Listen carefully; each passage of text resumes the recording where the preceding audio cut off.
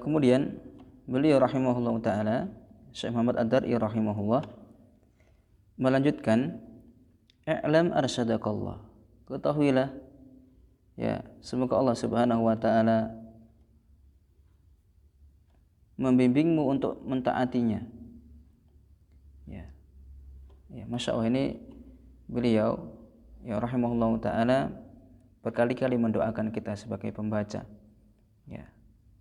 Ya, yang pertama dari mengatakan i'lam rahimakallah, ketahuilah semoga Allah merahmatimu, annahu yajibu alaina, bahwasanya wajib bagi kita.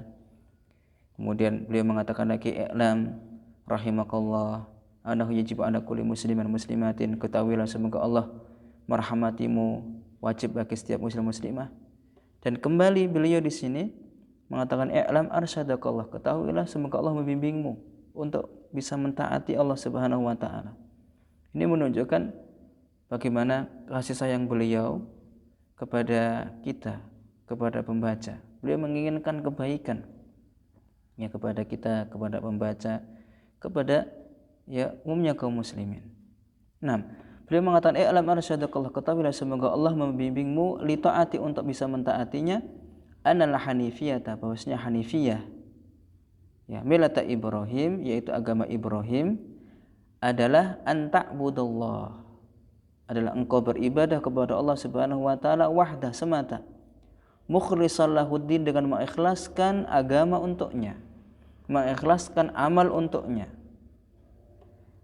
Wa bidzalika amarallahu jami'an nas wa khalaqahum laha, dan dengan hal itu Allah Subhanahu wa taala memerintahkan semua manusia dan Allah menciptakan mereka untuk itu, untuk agama hanifiyah, untuk hanya menyembah Allah Subhanahu wa taala semata, mengikhlaskan agama hanya untuk Allah Subhanahu wa taala. Sebagaimana Allah berfirman, "Wa ma khalaqtul jinna wal insa illa liya'budun." Tapi apa itu hanifiyah? Hanifiyah secara syar'i memiliki dua makna. Secara syar'i ada memiliki dua makna. Yang pertama adalah makna am, ini sebagaimana dijelaskan oleh beliau Syekh Utsaimin hafizahullah taala. Yang kedua adalah makna khas. Yang pertama makna am, hanifiyah dengan makna yang am adalah al-Islam. Adapun hanifiyah dengan makna yang lebih khusus adalah al-iqbalu 'ala Allah bit-tauhid. Mendekat kepada Allah Subhanahu wa taala dengan tauhid, dengan mentauhidkan Allah Subhanahu wa taala, walazimuhu, dan konsekuensi darinya adalah al-mailu amma siwahu bil bara'ati minasyirki. Mail dari kata mala yamilu ya. Kalau mala an itu condong tapi menjauh. Ya, condong tapi menjauh. Jadi seperti ini misalnya. Jadi kalau mala'an ini condong tapi menjauh. Ya, condong tapi menjauh. Ya. Baik.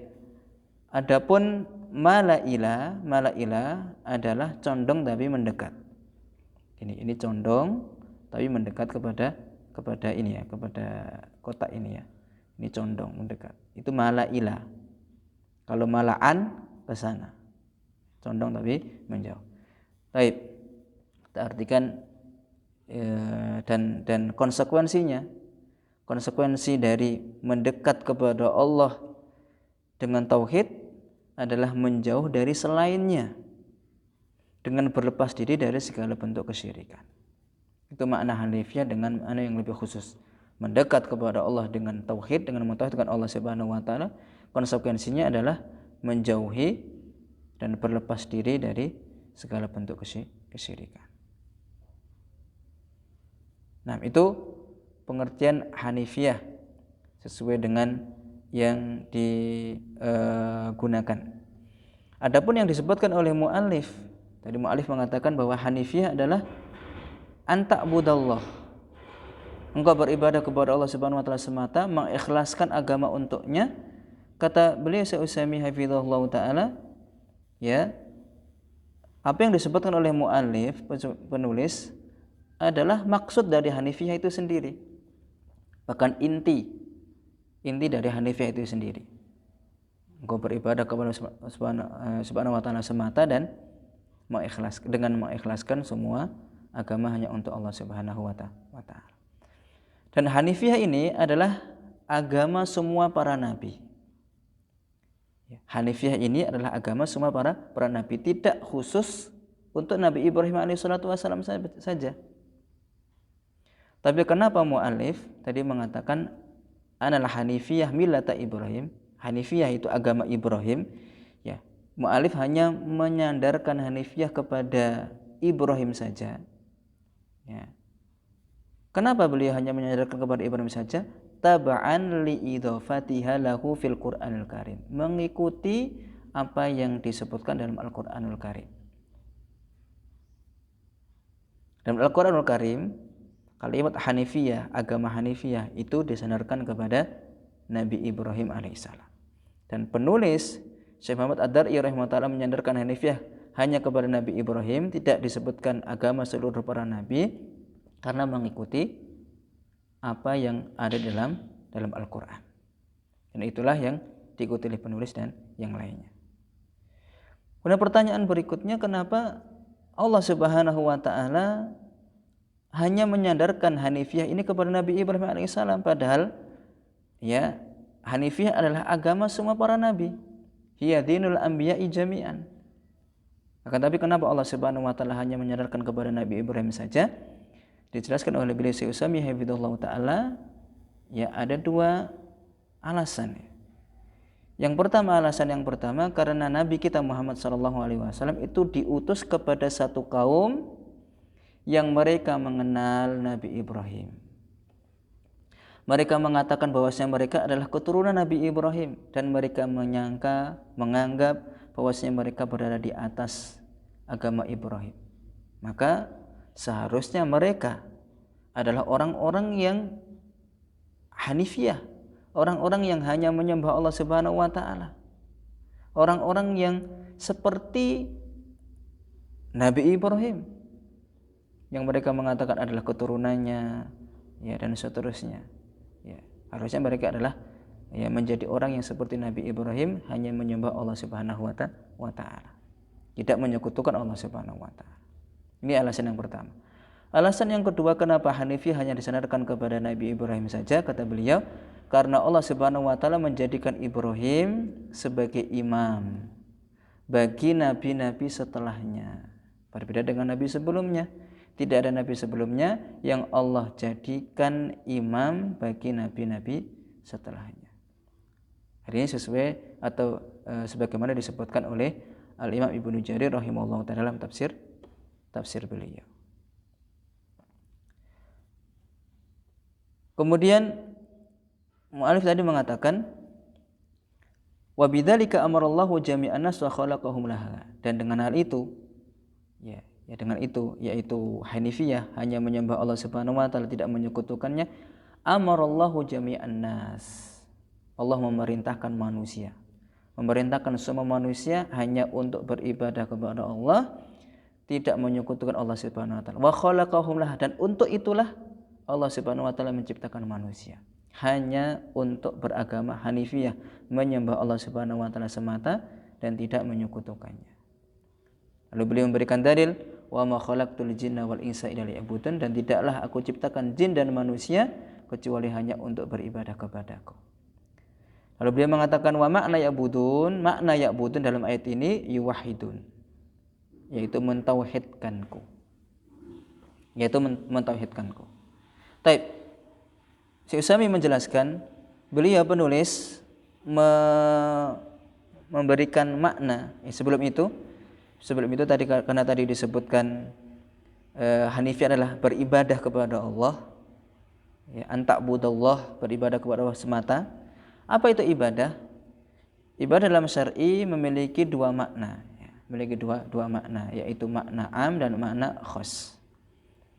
Ibadah dengan makna yang umum adalah imtithal wa khitabus syar'i al-muqtarinu bil hubbi wal khudu', merealisasikan pesan syar'i yang disertai rasa cinta dan ketundukan.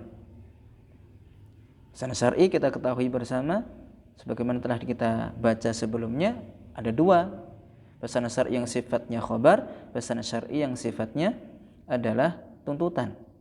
Ibadah adalah melaksanakan itu, melaksanakan atau merealisasikan pesan syar'i yang sifatnya khobar dengan membenarkannya, melaksanakan pesan syar'i yang sifatnya tolab tuntutan dengan melaksanakannya jika bentuknya perintah, dengan meninggalkannya jika bentuknya adalah larangan, disertai rasa cinta dan ketundukan kepada Allah Subhanahu wa taala. Itulah ibadah dengan makna yang umum. Adapun ibadah dengan makna yang khusus adalah tauhid. Ibadah dengan makna yang khusus adalah tauhid, mentauhidkan Allah Subhanahu wa taala. Ya, mentauhidkan Allah Subhanahu wa taala. Baik. Itu makna ibadah. Kembali tadi apa yang kita sebutkan, ya penulis rahimahullahu taala Muhammad Ad-Dar'i rahimahullahu taala menafsirkan ya'budun dalam ayat wa ma khalaqtul jinna wal insa illa liya'budun dengan yuwahidun karena dua sisi ya. Ya, karena dua sisi. Yang pertama annahu min tafsiril lafzi bi akhassi afradihi ta'diman lahu. Beliau penulis rahimahullah taala menafsirkan lafaz ya'budu dengan yuwahidun adalah dengan menafsirkan lafaz dengan salah satu yang terkandung dari lafaz tersebut, akhassi afradihi, yang paling khusus dari yang terkandung dari lafaz tersebut, ta'dziman lahu, sebagai bentuk pengagungan kepadanya. Karena ibadah itu banyak macamnya. Lalu beliau menyebutkan satu, ya'budun yuwahidun. Ya'budun artinya adalah yuwahidun. Beribadah maksudnya mentauhidkanku. Jadi beliau menafsirkan dengan macam yang paling agung dari ibadah. Menafsirkan lafaz dengan makna yang paling khusus dari makna-makna yang terkandung dari lafaz tersebut sebagai bentuk pengagungan. Itu yang pertama. Yang kedua adalah annahu min tafsiril lafzi bima wudi'a lahu fi khitab syar'. Ya. Jadi yang kedua beliau rahimahullah taala mentafsirkan lafaz ya'budu dengan yuwahidun adalah menafsirkan lafaz dengan sesuai penggunaan di dalam khitab syar'. Karena lafaz ibadah ya digunakan dalam khitab syar'i, pesan syar'i, itu maksudnya adalah tauhid. Jadi kalau kita menemukan lafaz al-ibadah, kita ada perintah untuk ibadah, ya, untuk beribadah, maksudnya ibadah di situ adalah tauhid, mentauhidkan Allah Subhanahu wa taala. Ya, sebagaimana yang disebutkan oleh beliau, sahabat Ibnu Abbas radhiyallahu anhuma, kata beliau, kullu ma warada fil Qur'an minal ibadah fa maknaha at-tauhid. Semua yang datang di dalam Al-Qur'an, lafaz ibadah yang datang dalam Al-Qur'an, maka maknanya adalah tauhid. Ini perkataan beliau Ibnu Abbas radhiyallahu anhuma. Jadi semua lafaz al-ibadah yang ada dalam Al-Qur'an maknanya adalah tauhid. Dan Ibnu Abbas adalah salah satu sahabat yang didoakan oleh Nabi SAW dengan doa Allahumma faqihu fiddin wa alimhu ta'wil. Ya Allah, fahamkanlah Ibnu Abbas, fahamkanlah ia dalam masalah agama dan fahamkanlah dia dalam masalah tafsir. Jadi, hal ini disebutkan oleh beliau Al-Imam Al-Baghawi dalam tafsir beliau. Nah,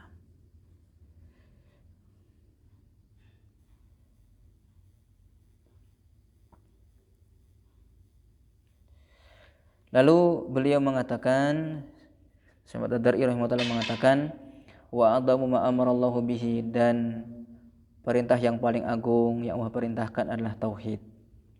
Apa itu tauhid? Huwa ifrullahi bil ibadah, mengisahkan Allah Subhanahu wa taala dalam ibadah. Wa adamu ma nahaa anhu syirku, dan larangan yang paling besar yang Allah larang adalah syirik. Apa itu syirik? Wa huwa da'watu ghairi ma'ahu, yaitu menyeru beribadah kepada selain Allah Subhanahu wa taala, ya wa dalilu qauluhu ta'ala. Nah, setelah beliau menjelaskan makna hanifiyah, beliau di akhir yang kita baca ini menyebutkan bahwa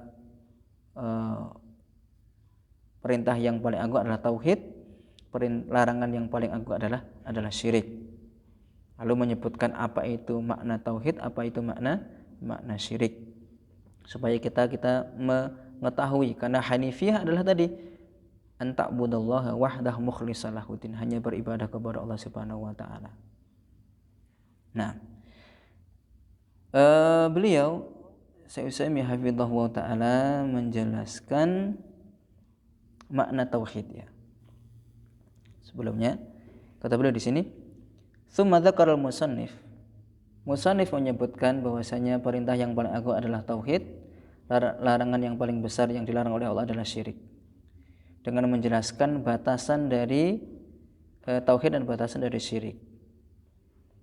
Nah, kenapa? Li'annahu la makanatin hanifiyah, karena hanifiyah ini adalah murakabatan ya, tersusun dari kembali kepada Allah, mendekat kepada Allah Subhanahu wa taala dengan tauhid, dan konsekuensinya adalah menjauh dari selainnya, yaitu berlepas diri dari kesyirikan.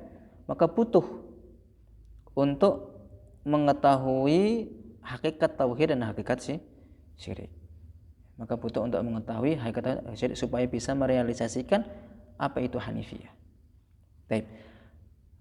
Tauhid secara syar'i memiliki dua makna ya, seperti biasa. Memiliki dua makna, makna am dan makna khas. Tauhid secara syar'i memiliki dua makna, makna am dan makna khas. Tauhid dengan makna yang umum adalah ifradullahi bihaqqih, mengisahkan Allah Subhanahu wa taala dalam hak-haknya Allah Subhanahu wa taala. Dan hak Allah ada dua. Ya, haqqun fil ma'rifah wal itsbat wa haqqun fil iradah wat talab. Dan dari dua hak ini maka ada sesuatu yang wajib, ada tiga hal yang wajib dalam mentauhidkan Allah Subhanahu wa taala, yaitu mentauhidkan Allah dalam hal rububiyah, mentauhidkan Allah dalam hal uluhiyah, dalam mentauhidkan Allah Subhanahu wa taala dalam hal asma wa sifat. Ini tauhid secara khusus. Adapun tauhid dengan makna yang tauhid secara umum. Adapun tauhid dengan makna yang umum, maknanya adalah ifradullahi bil ibadah, mengisahkan Allah Subhanahu wa taala dalam ibadah. Ini makna tauhid dengan makna yang lebih khusus, yaitu mengisahkan Allah Subhanahu wa taala dalam ibadah. Dan makna yang kedua ini adalah makna yang diinginkan dalam syar'i. Artinya kalau ada lafaz tauhid disebutkan dalam khitab besar Al-Qur'an dan Sunnah, maksudnya adalah mentauhidkan Allah di dalam ibadah. Mentauhidkan Allah dalam ibadah. Oleh karenanya musannif tadi mengatakan ya wa huwa ifradullahi bil ibadah, yaitu mentauhidkan Allah dalam ibadah. Sehingga musannif memberikan makna tauhid dengan makna yang lebih khusus. Dan makna yang lebih khusus ini adalah makna yang diinginkan ya di dalam Al-Qur'an dan Sunnah. Kenapa demikian? Karena Rasul Muhammad SAW itu diutus kepada kaum yang cacat dalam masalah ini, tauhid ibadah. Adapun dalam tauhid uluhiyah, mereka yakin bahwa Allah yang menciptakan, Allah satu-satunya yang beri rezeki, Allah satu-satunya yang mengatur alam semesta ini. Mereka yakin itu. Ya, cacatnya mereka adalah tauhid ibadah. Nah, sehingga perintah untuk mentauhidkan dalam Al-Qur'an dan Sunnah maksudnya adalah perintah untuk mentauhidkan Allah di dalam uluhiyah. Itu Rasulullah SAW diutus kepada kaum yang seperti itu. Syirik juga memiliki dua makna, makna am dan makna khas. Makna am adalah menjadikan sesuatu dari hak Allah Subhanahu wa taala untuk selain Allah. Jadi hak Allah ada dua ya. Dan konsekuensinya adalah mentauhidkan Allah rububiyah, uluhiyah, wa sifat. Kalau dalam masalah rububiyah, uluhiyah, asma wa sifat itu diberikan kepada selain Allah, itulah syirik. Syirik dengan makna yang lebih umum. Adapun makna yang kedua adalah syirik dengan makna yang lebih khusus, yaitu menjadikan sesuatu dari perkara ibadah untuk selain Allah Subhanahu wa taala. Dan makna yang kedua ini adalah makna yang diinginkan dalam syar'i. Artinya kalau ada lafaz syirik secara mutlak dalam Al-Qur'an, ayat ataupun hadis, ya, maka maksudnya adalah syirik dengan makna yang khusus. Makanya mu'alif tadi mengatakan wa huwa da'watu ghairi mahu, yaitu beribadah kepada selain Allah Subhanahu wa taala, ya, di samping dia beribadah kepada Allah Subhanahu wa taala. Lalu beliau menyebutkan dalil bahwasanya larangan yang paling besar adalah syirik, perintah yang paling besar adalah tauhid, dengan surat An-Nisa ayat 36. Allah berfirman, wa'budullaha wa la tusyriku bihi syai'a, dan beribadahlah kepada Allah Subhanahu wa taala semata dan jangan kalian menyekutukan Allah Subhanahu wa taala.